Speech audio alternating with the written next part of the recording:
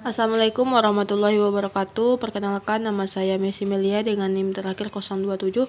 Di sini saya akan menjelaskan mengenai peran pajak dalam pembangunan nasional, pelunasan pajak dalam tahun berjalan, dan macam-macam pajak penghasilan.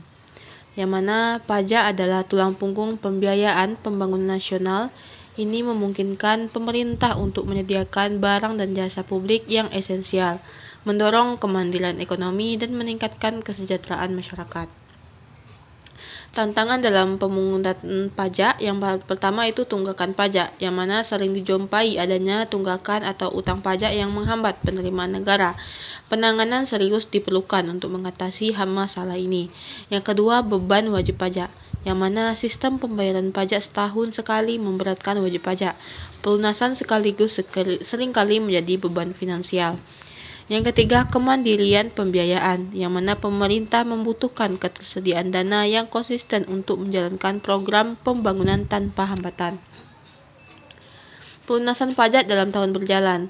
Untuk meringankan beban wajib pajak dan menjamin ketersediaan dana bagi pemerintah, Undang-Undang Nomor 36 Tahun 2008 memungkinkan wajib pajak untuk mengangsur atau mencicil pembayaran pajak setiap bulannya. Inilah yang disebut pelunasan pajak dalam tahun berjalan. Mekanisme pelunasan pajak yang mana pertama itu pemotongan oleh pihak lain, seperti PPh pasal 21 atau pekerjaan atau jasa, PPh pasal 22 usaha, PPh pasal 23 modal atau jasa tertentu. Yang kedua, melalui pembayaran sendiri, yang mana wajib pajak ini melakukan pembayaran angsuran PPh pasal 25 secara mandiri. Pelunasan ini dapat dikreditkan terhadap PPh terutang akhir tahun, kecuali untuk penghasilan yang dikenakan pajak final.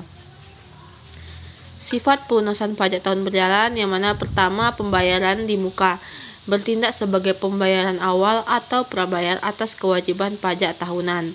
Yang kedua, kredit pajak, yang mana jumlah yang dibayarkan dapat diperhitungkan sebagai pengurang PPh terutang di akhir tahun.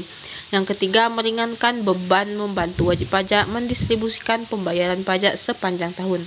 Tujuan utamanya adalah untuk memastikan aliran kas yang stabil bagi negara dan mengurangi beban wajib pajak. Jenis-jenis pajak penghasilan. Pajak penghasilan adalah pajak yang dikenakan atas setiap tambahan kemampuan ekonomis yang diterima wajib pajak.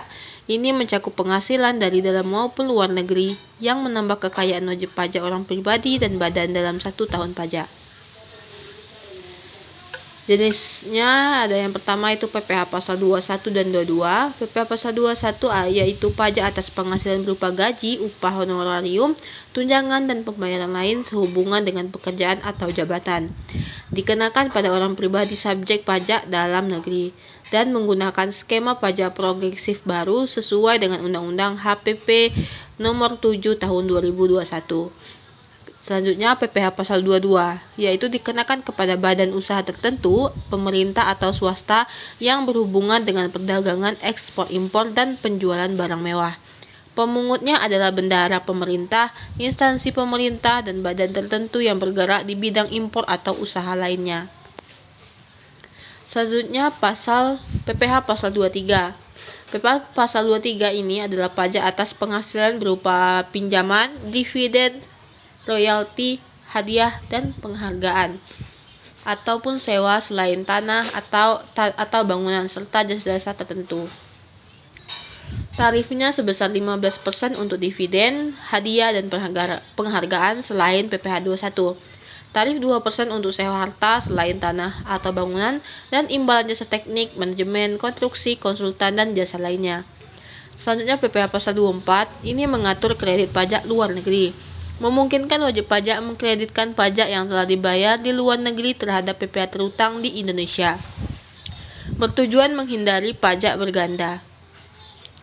Selanjutnya PPh pasal 25 yang mana angsuran PPh yang dibayar tiap bulan untuk meringankan beban wajib pajak. Dihitung dari PPh terutang tahun lalu, dikurangi PPh pasal 21, 22, 23, dan PPh yang dapat dikreditkan sesuai pasal 24 lalu dibagi dengan 12. Pembayaran tidak dapat diwakilkan dan keterlambatan dikenakan sanksi bunga. Selanjutnya PPh pasal 26 adalah pajak yang dipotong dari badan usaha di Indonesia atas penghasilan dari Indonesia yang diterima wajib pajak luar negeri selain BUT atau bentuk usaha tetap. Tarif umumnya sebesar 20% dan menerapkan asas sumber dalam sistem pemungutan pajak di Indonesia. Kesimpulannya, yang mana pelunasan PPh tahun berjalan dan angsuran pajak yang dapat dikreditkan untuk meringankan beban wajib pajak. Kedua, mekanisme fleksibel dan dilakukan melalui pemotongan pihak lain atau pembayaran mandiri. Yang ketiga, beragam jenis PPh. Setiap pasal PPh memiliki ketentuan dan objek yang berbeda sesuai peraturan. Pemahaman yang komprehensif tentang jenis dan mekanisme PPh sangat penting bagi kepatuhan pajak dan keberlanjutan pembangunan negara. Mungkin sekian presentasi dari saya, lebih kurang saya mohon maaf. Saya akhiri. Wassalamualaikum warahmatullahi wabarakatuh.